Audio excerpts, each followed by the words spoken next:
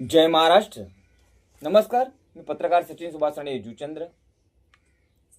आज इथे थेट नमूद करतो की जर महाराष्ट्रात इतर राज्यांचे ठग घेऊन महाराष्ट्रातील जनतेला जर फसवून लुटत असतील तर त्या प्रपंत्याला त्या राज्यातील प्रॉपर्टीचा सरळ लिलाव करून ती रक्कम महाराष्ट्र राज्य सरकारच्या तिजोरीत जमा करावी. यामुळे इतर राज्यातील तिजोरी रिकामी होऊन त्याच्या धड्यामुळे जे परप्रांतीय महाराष्ट्रातील संपत्ती अशा प्रकारे लुटत आहेत ही माहिती जर इतर राज्यांनाही कळेल व ते सर्व परराज्यांना कळेल व त्यांचे सुद्धा डोळे उघडतील.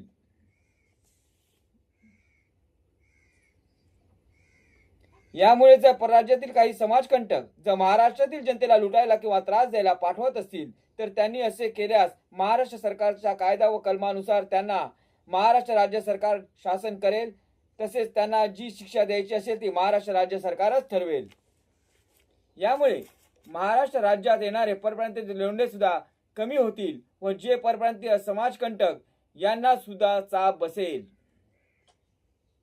पुन्हा एकदा ऐका, महाराष्ट्र राज्यात परप्रांतीय लुटालूट कराल तर महाराष्ट्र राज्य सरकार तुम्हाला धडा शिकवल्याशिवाय राहणार नाही.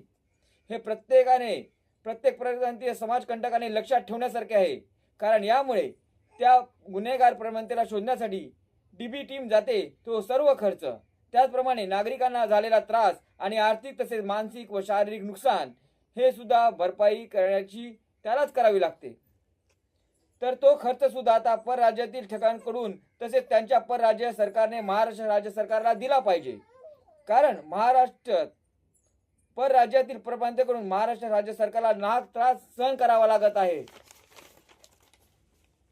महाराष्ट्र राज्य सरकारकडून महाराष्ट्र पोलीस यंत्रणेला जो पगार दिला जातो तो पगार आता 5 पट करण्यात यावा, म्हणजे 5 पट वाढवण्यात यावा. कारण आता इतर परराज्यातील येणाऱ्या ठगांचा सुद्धा ताण आमच्या महाराष्ट्र पोलीस दलातील यंत्रणेवर पडत आहे. म्हणून महाराष्ट्र पोलिसांचा पगार 5 पटीने वाढवण्यात यावा. पत्रकार सचिन सुभाष राणे जुचंद्र अशी मी महाराष्ट्र राज्य सरकारला विनंती करीत आहे. जय महाराष्ट्र.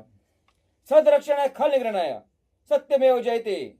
जय हिंद, जय महाराष्ट्र, जय महाराष्ट्र.